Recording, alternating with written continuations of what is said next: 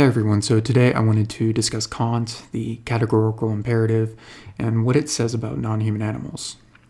So in Kant's book, The Grounding for the Metaphysics of Morals, he hypothesizes a formulation for the categorical imperative, which states that we ought to act in such a way as to treat humanity only as an end and never merely as a means. And in this video, I'm just going to be arguing against Kant's formulation of the categorical imperative, in which the standard for moral worth, or being an end in oneself, is having the capacity to reason, or humanity.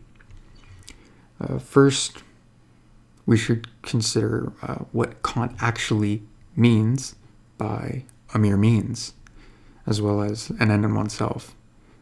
When he uses these words, they're referring to a subject's treatment towards another. For example, if I were to steal from another human, I would be using them as a mere means to achieve wealth, pleasure, etc. The opposite of mere means treatment would be to be treated as an end in oneself. So any treatment which is not that of mere means is that of treatment as an end in oneself. And the process by which Kant reaches this standard for moral worth is by deriving it from his main guiding principle, which is the universality principle, which goes something like, I ought never to act in such a way that I couldn't also will that the maxim on which I act should be universal law. And due to this principle, I cannot, practically reason a maxim that lets rational agents be treated as a means only, as this would imply that I, you, or anyone else who is comprehending the words coming out of my mouth, who is also a rational agent, ought to be treated as a means only. And a common example for this is if I were to steal from someone, or will a maxim in which I'm stealing from someone, I would be saying that it would also be permissible to steal from me, and that it would be good for stealing to be ubiquitous in everyday life.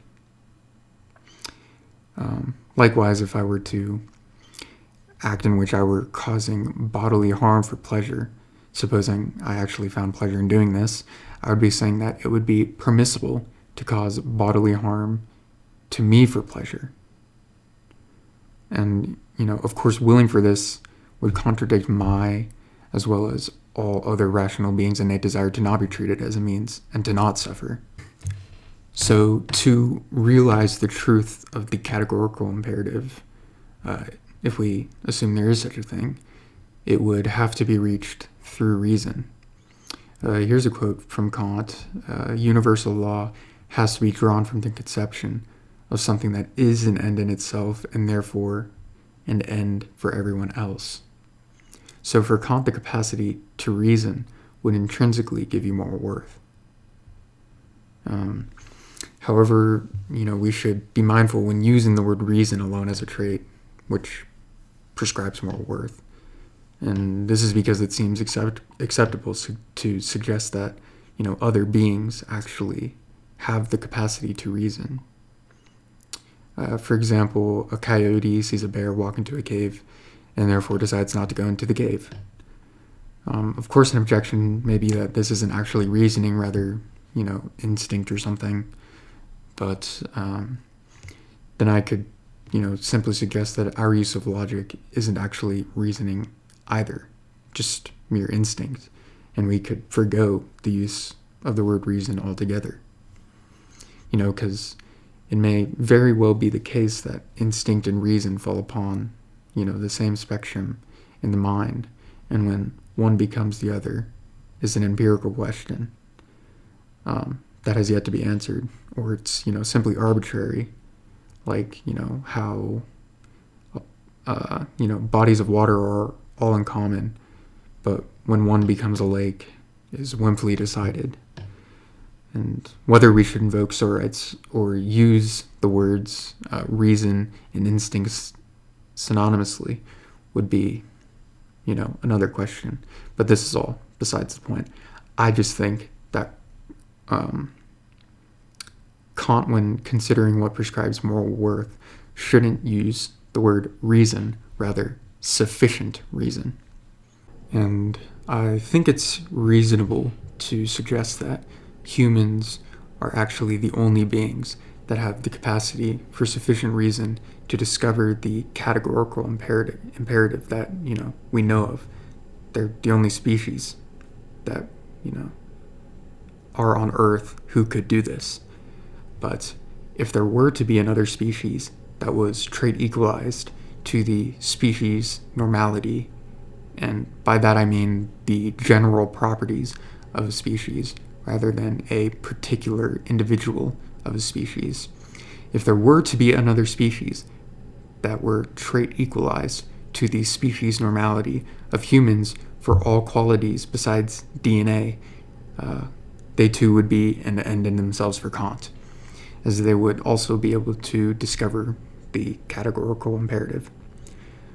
And so unless Kant has, a bizarre definition of human that doesn't refer to DNA, then the grounding for who has unconditional value wouldn't just be humans. But of course he could still maintain that it is individuals with sufficient capacity for reason. And while the capacity for sufficient reason may serve as a base, in my opinion, I feel as though, many of us today wouldn't be fine with stopping there. Those of you watching who are Name the Trait Masters probably know where I'm going with this. And this is because many of us today don't find it preferable to take moral worth away from the marginal cases of humanity, as Peter Singer calls them. These marginal cases being humans who have grown senile with age, the cognitively disabled, infants, etc. And, limiting the scope of ends treatment to those who have sufficient capacity for reason is obviously narrow-minded by today's standard. And with the same reasoning for the universal principle, you can derive a different categorical imperative. For example, we ought to act in such a way as to treat those who are sentient only as an end and never merely as a means. I am, of course, a sentient being. You listening are a sentient being. And to live in a world in which it is permissible for all sentient beings to be forced to suffer for another's pleasure or used as a mere means would be against my innate desire, your innate desire, to not be used in such a way. So yet again, we have made a formulation in which acting against it would contradict my innate desire to not be used as a mere means. And, an objection may be, what is stopping us from reasoning to an imperative in which we ought to not kill non-sentient life? For I am also alive. Well, to respond to this, we have to think about how we got here. Why do I actually care if I'm treated as a mere means? Why do you care? Well, this is because we have the capacity to have a subjective experience, such as pain and suffering. If I were a computer that wasn't sentient, but had greater reasoning than any human, or even greater reasoning than the totality of humanity, why would I care if I am destroyed? I cannot suffer. I cannot experience happiness. I'm simply there. I'm simply in space, unknowingly. A being of this kind would be completely indifferent to whether or not they are destroyed. To have the will to not be destroyed requires the capacity to have a subjective experience. Otherwise, there would be no innate desire of theirs which would be impeded upon in a maxim. Therefore, you can consistently will a maxim against those who are not sentient, and so the categorical imperatives consideration cannot only include reason. It can include reason. It can even include sufficient reason, but it must also include sentience.